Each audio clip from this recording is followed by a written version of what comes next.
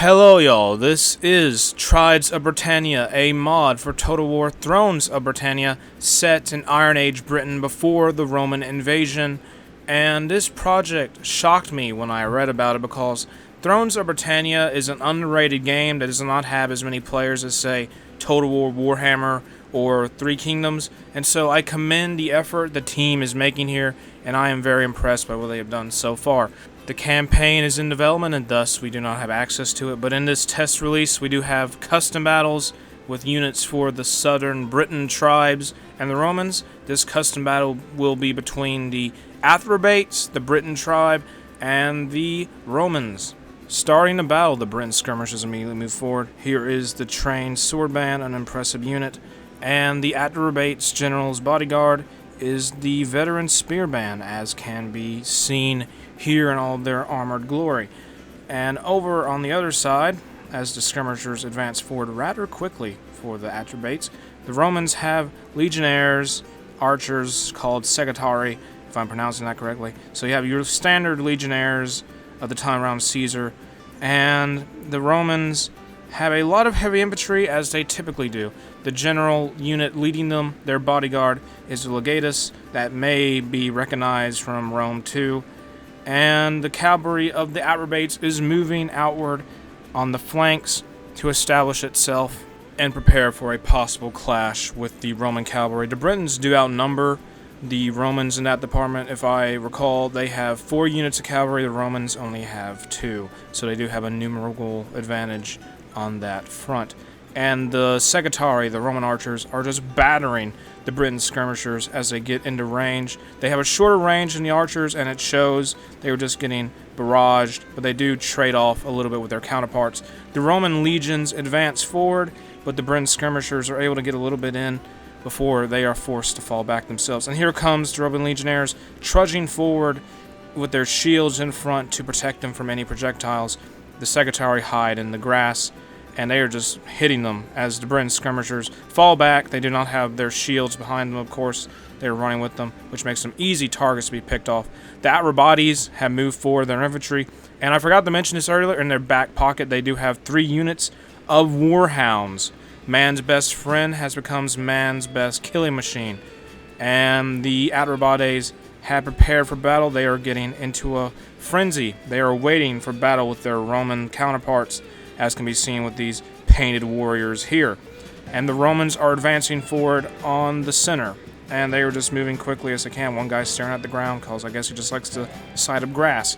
And the Romans and the Atrebates charge, and here comes the Romans in the center, and they are meeting in a melee with the Britons.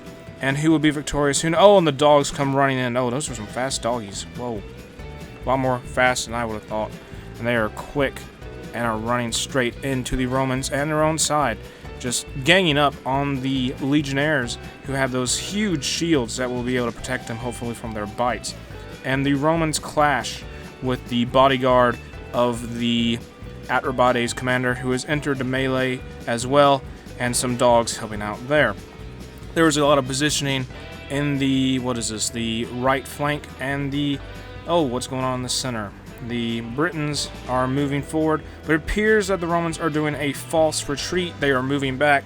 The archers are shooting into them a little bit, but they have those shields as well to cover up their upper body from any sort of projectiles. The Briton cavalry moves in on their left flank, the Roman right flank, and they swing into their endangered commander who is fighting the Romans, and they just slam into the back of the Roman flank of these legionnaires, killing off many of them as they just run them down and trample them, and they immediately move back as well. Over on the other side, on the right flank, in a very isolated area, the Briton horse cavalry is clashing with the commander of the Roman forces, the legatus. Somehow they manage to sneak behind and charge into this isolated commander, which, if he dies, that would be a huge loss to morale for the Roman army that is fighting in this battle. And that would be bad if that were to happen, but it does not seem that the Britons were able to catch wind of this fake retreat and have engaged the army that was waiting for them. About 4 units of legionnaires and I believe auxiliary, I may be wrong on that, but the Britons are engaged with the Romans, and it is a slow, meticulous brawl. Romans have heavy infantry, of course. The Britons are more lightly armored, but they do have spears, and it will be a battle of attrition between those two. Up north, in the, direct center of the line, the whole battle is very spread out because of how everything's been hit together, and the dogs and the Britons are still hitting the Romans hard as they can. And the skirmishers, despite taking a few casualties, they were able to reposition behind their own forces and occasionally pick off any of the Romans they can. There is a unit of velites for the Romans, occasionally providing projectile support, throwing down javelins when they can. And the commander of the Atrebates continues his brawl with that flank on the right. And so the horse cavalry continues to clash, and the auxiliary cavalry of the Romans is fleeing. They have been defeated by the superior number of Briton cavalry.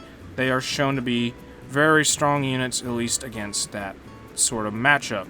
Over on the Roman left flank, bitter fighting continues between the Britons and the Romans. The Britons are holding their own here. They're even getting some reinforcements from a unit that was not involved in any conflict, and they are just holding their ground quite well against the Roman forces, who do outnumber them in that regard. And the auxiliary infantry of the Romans is moving in to try and save their commander, who is under great distress from the Briton cavalry, who is cutting down his bodyguard left and right, using that numerical superiority, just having more men to attack and kill them. Moving back to the Atrebate right flank and the Roman left flank, as it will be called, more bitter fighting between the two, and the Roman commander has died. He has bit the dust. He's no longer with the battle, and the Briton cavalry are freed up to do whatever they please. And using their newfound freedom, what will they do? They will attack that humongous Roman blob preoccupied on the Roman left flank, and they're just going to slam back, toss men aside, trample them down, and just a huge hit to their numbers and their own morale, who will surely be unable to fight much longer. In the center, more fighting continues to drag on, with the units there just hitting each other as hard as they can, but not seeming to make much progress. Right flank, there is showing signs of the Romans wavering, but the commander of the Atrebates is engaged, so there is a possibility he himself may be killed. That other group of cavalry that had defeated the auxiliary cav of the Romans before is now pleasing themselves by attacking the Sagatari Roman archers, who did outnumber the Briton skirmishers earlier, but without any cavalry to defend them or any infantry, they will be killed off themselves. And it is just a slow fight in the center. Not much progress is being made, even though the Romans are killing many of the Britons and vice versa. It does not seem to have much of an effect on any of them, and they do not want to flee just yet.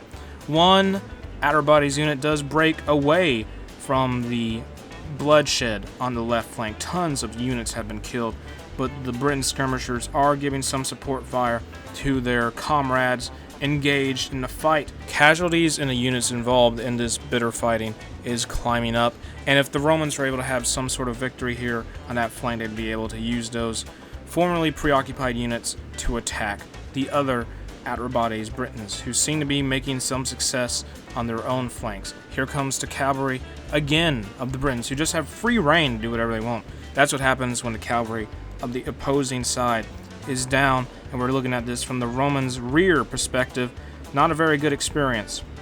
And they just take it from that behind posterior position, and it is just going to crush Roman morale there, who had already been losing tons of men in the struggle they were having here. A lot of men are broken in that attack. All the units involved on the Roman side on the right flank have been shattered, leaving the Atrebates to go engage that humongous blob that is still surviving. The Atrebate cavalry, another unit, will attack the flanks of this other group in the center. Not as much of a charge, they have less units, but they do have some effect and take out a few units, and it is an effect on morale, even if it does not kill many off. The skirmishers of the Atrebate Britons have used up all their javelins, and thus are being used as reinforcements to go aid their comrades and brothers in arms to fight off the remaining Romans on this left flank of the Romans. They do not have to see much luck. One unit has broken. The Romans are fleeing, and it does not look like a good time for them. It looks like a loss for Romans. Most of their army is defeated. It was only a matter of time. The painted warriors of Britannia have triumphed over the manipulative legions of Rome. If you want to try out this mod, link is in the description. And if you enjoyed the video, make sure to like and subscribe.